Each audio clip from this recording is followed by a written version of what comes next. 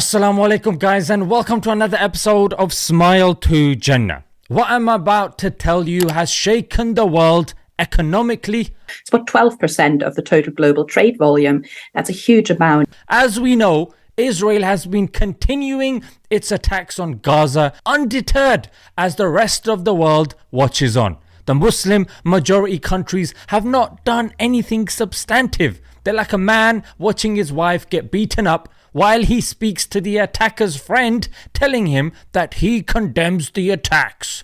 Oh yes, indeed.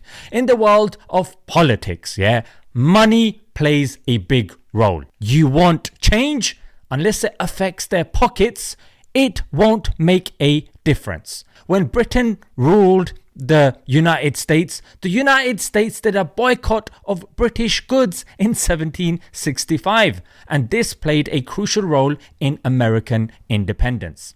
In South Africa, when there was a system discriminating against blacks, a boycott of South African goods took place in 1980, which played a crucial role in dismantling the apartheid system. Although there is a boycott going on by the lay people, you and me, but Yemen, more specifically a group called the Houthis, have done something that has really hurt Israel, America, in fact, 44 countries. It has blocked the shipping route, a very crucial shipping route, which is in the Red Sea, which Israel relies upon heavily. Now, the Houthis or Yemen, they can't assist the Palestinians militarily because their weapons don't reach there, but this is a way of them contributing to their cause. In fact, they have attacked at least 12 ships, causing 4 out of 5 top companies to stop going through there. Even BP, the oil company, has stopped. Energy giant BP is now the latest to pause sending ships through the Red Sea, which has affected global prices of oil. And a United States military official said, "These are attacks that we have not seen in 2 generations. Ships now have to go around. To avoid that route, they have to go around Africa, which can take them up to 14 days longer. The prices of products have gone up. The insurance premiums are affected. The world's elites are now paying attention. On top of that, the United States and the UK are involved doing the dirty work for Israel by shooting down these drones, because that's how the Houthis do it. They send drones, amongst other methods as well. But it's only now that the US is like, hang on a minute, we're being screwed over. Because think about it. A Houthi drone costs, about $2,000 to make, but a United States missile that's needed to shoot it down, most likely the SM-2 that's being used, costs $2 million each.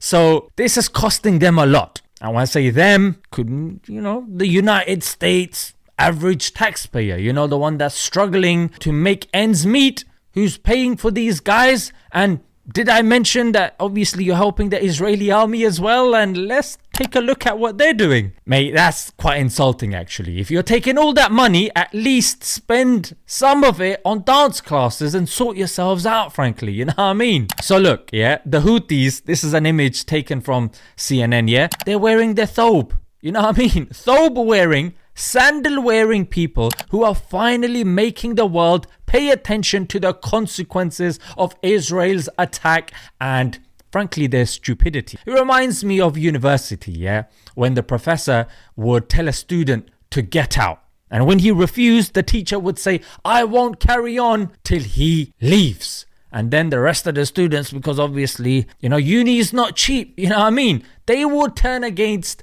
the student and tell him to leave. It was a clever tactic, and one that we're seeing at play here, which can be compounded and become more effective if more countries assist them.